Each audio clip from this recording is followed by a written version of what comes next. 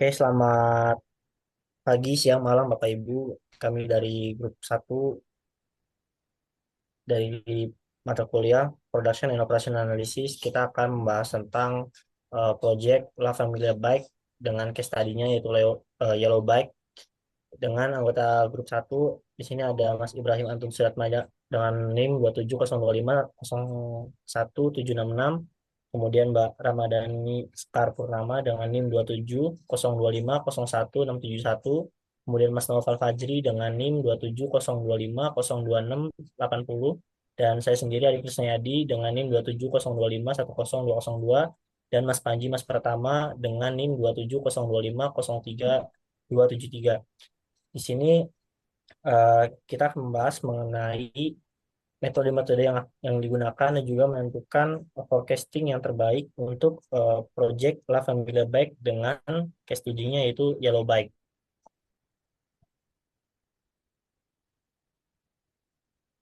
Boleh di next slide, Mas. Ya, untuk latar belakangnya sendiri dari data historis penjualan Yellow Bike di tahun 2019 sampai dengan tahun 2021, di mana berdasarkan data historis penjualan ini menunjukkan tren kenaikan. Nah, di sini La Familia Bike merencanakan ekspansi besar eh, sehingga diperlukan pendekatan perencanaan produksi yang komprehensif, efektif, dan juga efisien. Nah, di sini bisa terlihat dari grafik eh, peningkatan yang terjadi di penjualan Yellow Bike dari tahun 2019 sampai tahun 2021. Next. Nah, kemudian untuk forecastingnya sendiri ini bertujuan untuk memprediksi permintaan di tahun 2022 berdasarkan data historis. Kemudian metode-metode yang digunakan ada yang pertama metode time series decomposition atau TSD, kemudian moving average. Di sini kita menggunakan moving average 2, kemudian metode Halls dan metode Winters.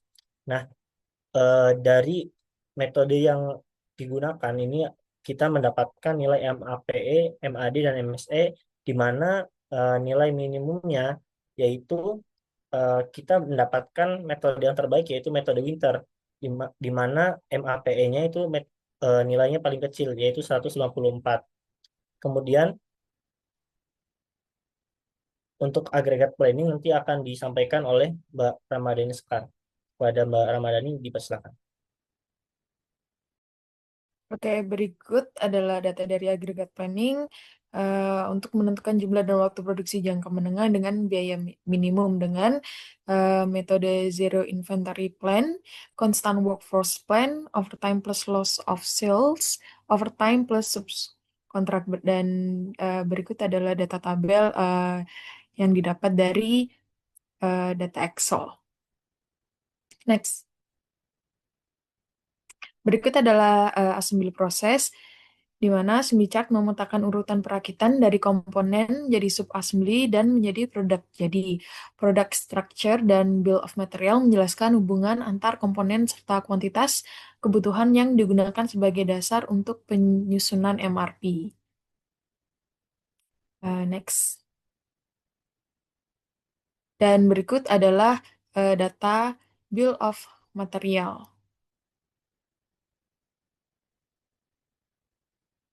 Next.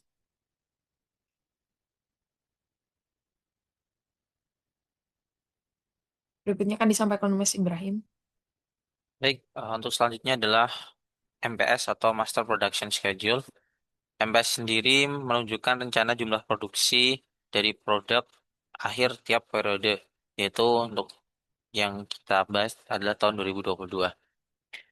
Input utamanya adalah forecasting, ditambah customer order, ditambah safety stock atau lot size. Outputnya nanti adalah master schedule yang menjadi dasar perhitung dari MRP. Dan di bawah ini adalah perhitungannya dan terlihat grafik ya dari MPS chartnya sendiri. Di sini terdapat untuk itemnya ada satu dengan on hand 500, lalu safety stocknya di angka 8,75, sehingga dapat dilakukan perhitungan dari Excel dengan rumus sehingga menghasilkan pada tabel seperti ini. Selanjutnya, Material Requirement Planning atau MRP. Tujuannya sendiri itu untuk menunjuk menentukan atau menentukan jumlah komponen yang dibutuhkan dan kapan dibutuhkannya untuk memenuhi Master Production Schedule atau MPS yang sebelumnya.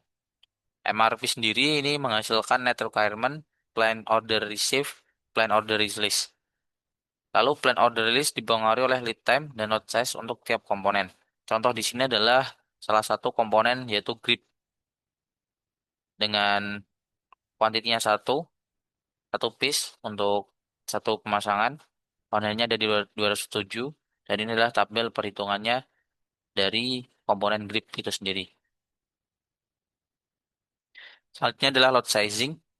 Load sizing sendiri bertujuan untuk menentukan kuantitas pemesanan optimal agar total biaya menjadi paling minimum. Metodenya yang digunakan dalam load sizing ini ada beberapa, yaitu yang pertama ada Silver Mill, List Unit Cost atau LUC, lalu ada Part Period Balancing, dan ada Wagner Within. Kesimpulan dari sistem ini atau metode ini adalah berdasarkan studi literatur dan karakteristik data metode Silver Mill, heuristik cocok untuk komponen yellow bag karena permintaan yang fluktuatif, kebutuhan keseimbangan biaya, dan fleksibilitas pemesanan. Metode ini praktis, efisien, dan tidak memerlukan perhitungan rumit. Bahwa ini adalah tabel grafik untuk purchasing dan total cost dari komponen tersebut. Selanjutnya akan dilanjutkan oleh Mas Noval. Selanjutnya ada inventory control atau Kanban. Kanban sendiri merupakan sistem tarik atau pull system untuk mengontrol persediaan secara apa tuh? Teratur. Tujuannya adalah menentukan untuk menekan overstock dan menjaga kelancaran produksi. Di sini dapat dilihat ada tabel untuk pekerjaan ada WC hashtag 1 sampai WC hashtag 5. Dan di sini ada eh, subassembly dari basket, grip brake, dan seterusnya. Oke, next. Selanjutnya ada operating schedule. Di sini ada tabel untuk scheduling mesin atau jadwal mesin, mulai dari brake pads, calipers, calipers mount bolts, rotor, dan hydraulic hose. Jadi ada 5 mesin. Ada 4 mesin, sorry. Untuk partsnya ada 5.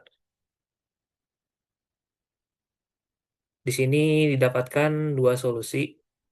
Solusi pertama dengan urutan brake pads sampai caliper. Lalu untuk solusi kedua ada caliper mount sampai caliper S. Sampai calipers. Jadi untuk mesin scheduling ini itu untuk optimasi urutan proses. Contoh pendekatannya itu CDS algorithm. Lalu ada engineer scheduling, itu penjadwalan tenaga kerja, algoritma Tibrewala, Philip, dan Brown. Lalu hasil ringkasnya kebutuhan pekerja optimal 85 orang dengan solusi mesin optimum sekitar 38 menit idle time. Next. Kesimpulannya, yang pertama forecasting terbaik yaitu menggunakan metode Winters dengan MAP E 1,5383. Untuk agregat planning terbaik menggunakan overtime plus loss of sales karena memiliki cost rendah yaitu sekitar 174